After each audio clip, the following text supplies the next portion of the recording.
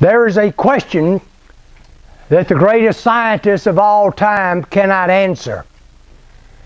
There is a question that the greatest philosophers of all time cannot answer. There is a question that the greatest theologians of all time cannot answer. There is a question that the angels in heaven cannot answer. For you see, it is an unanswerable question. And the question is found in the book of Hebrews, chapter 2, verse 3. And here is the question, and I want to see if you can answer it. The question is this: how shall we escape? How shall we escape if we neglect so great of a salvation? And let me change one word in it and make it more relevant to you. The question is posed to you is, how shall you escape if you neglect so great of a salvation?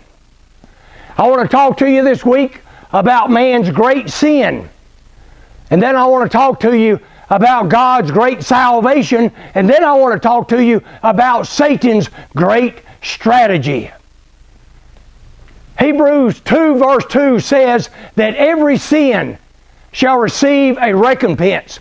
In other words, every sin you commit will be held in judgment before God.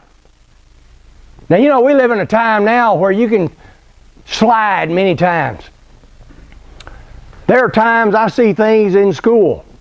Maybe somebody cheating, or maybe somebody doing this, and there are times when we let things slide. Probably your parents have seen you do things, and they have decided to let things slide on occasion. Those of you that drive, you may have had an instance where you were stopped for speeding or stopped for something, and after talking to the policeman, he maybe wrote you a warning ticket. In other words, he let you slide. But you need to understand, when it comes to judgment, when it comes to God, everything will be held accountable. You will be held accountable for everything that is a transgression. And sin is basically a transgression against God. And you think, why can't God let things slide? Well, let me tell you why. Because God is holy and God is just. And if He let anything slide, if He let you get away with the smallest of infractions, then He would not be holy anymore, and He would not be a just God. Because if a judge allows a criminal to walk free, he is not just anymore. And so you need to understand what your great sin is. And you also need to know that you will not let anything slide. That everything that is counted sin in your life, it will either be punished in hell or pardoned in Christ, but it will not be passed over.